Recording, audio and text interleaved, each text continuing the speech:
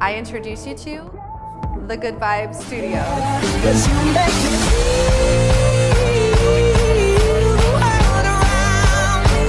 No, it's okay. Let's go all the way to the beginning.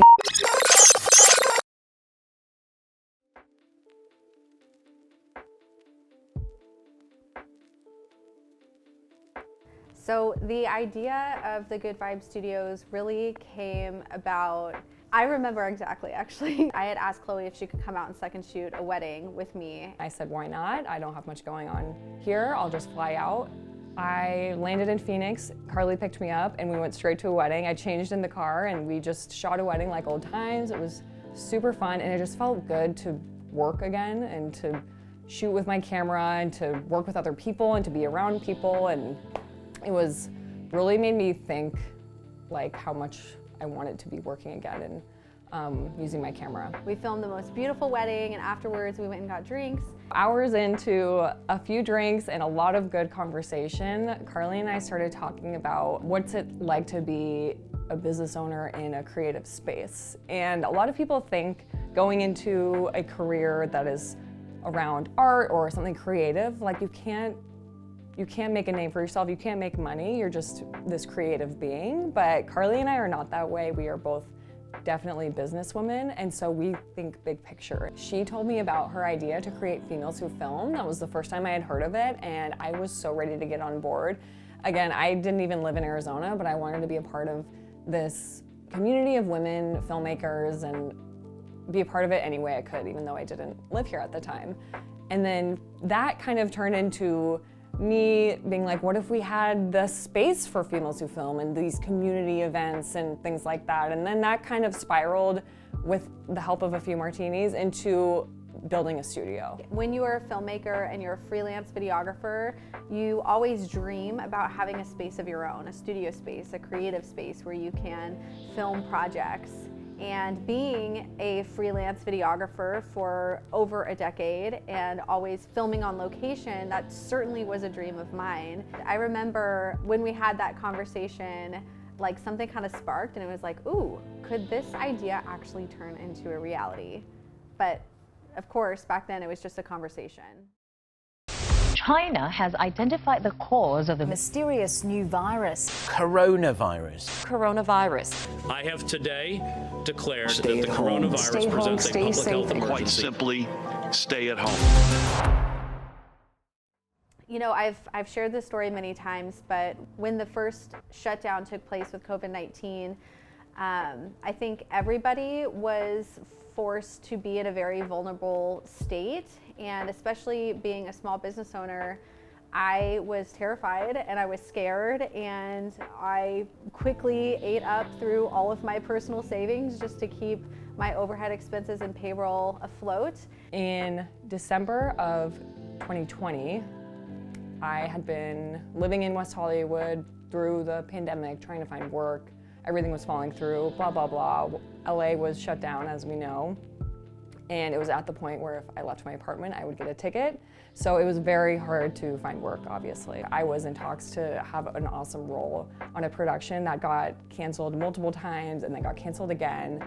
And my lease was about to be up, and I just felt so good working again in Arizona. I was like, if I have to move to Arizona to work, that's what I'm gonna do. A good friend of mine shared a grant that Sarah Blakely had been talking about. She gave $5 million to female-owned businesses, and this grant was a $5,000 grant. So I applied for the grant not thinking that she would even see it, but she did. And not only did she see it and it caught her attention, we received one of the $5,000 grants. Obviously, those funds and that money helped us tremendously, but I think more than that, it was definitely a mentality shift for me. It was a moment where I realized, you know, what we're doing is so much greater than what I see. There is such a demand for video right now. We are in a very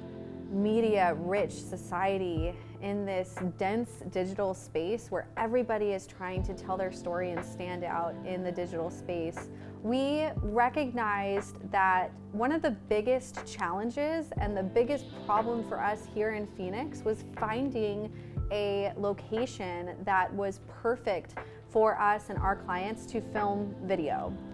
Yes, there are a ton of great studios. There are a lot of huge production studios in the Phoenix area, but there was not one that was turnkey for the types of video productions that we were producing for our clients. We had this idea of building out multiple studio rooms that are really set and designed in a professional, clean, beautiful way, but also was super, super soundproof. One of the biggest struggles that we find when working in a studio set, or even some Airbnbs that we would rent or other locations, is noise. Whether it's traffic outside or airplanes flying over, noise is a big deal. So having the studio space be very soundproof is incredibly important to us. I had this dream that I was back with Good Vibe and I was in Arizona, but I was working in a studio that I had worked in LA that was like this awesome studio with a giant cyc wall and a sound stage and these like little cute setup rooms, but it was the Good Vibe team there.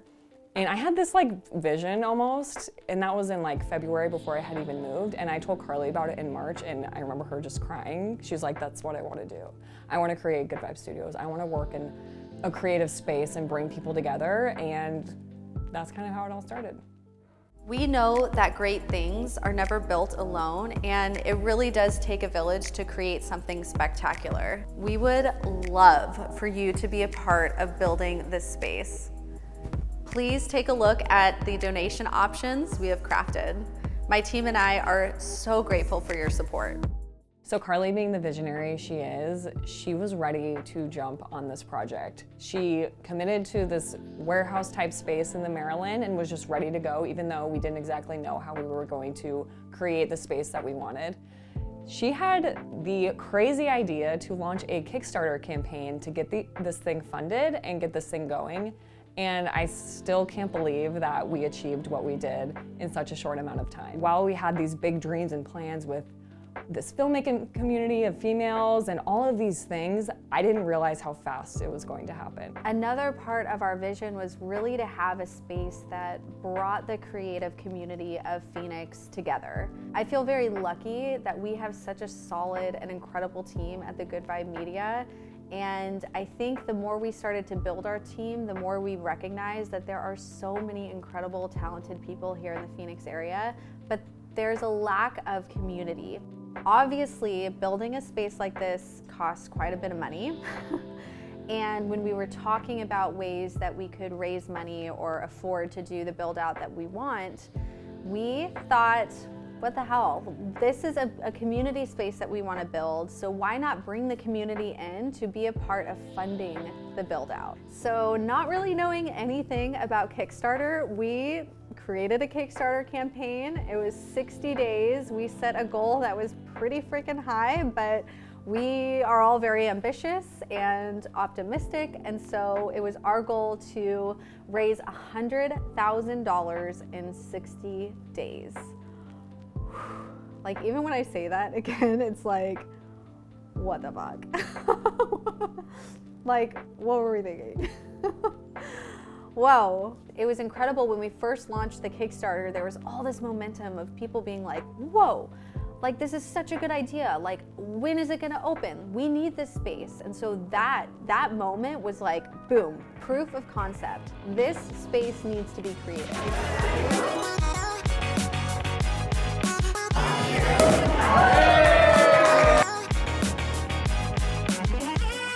The support and the momentum that we've been feeling the last few weeks, thanks to all of you guys, is like, I'm gonna cry. It is confirmation that this is what we need to do.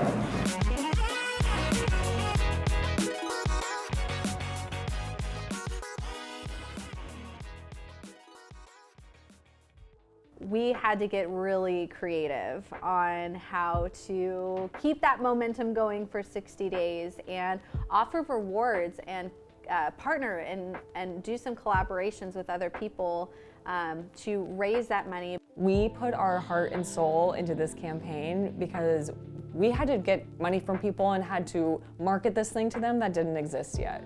So we made videos weekly. Carly talked to the camera. Carly talked to people in the community. We were telling everyone we knew that we wanted to make this thing happen, and we only had a short amount of time to get this thing funded.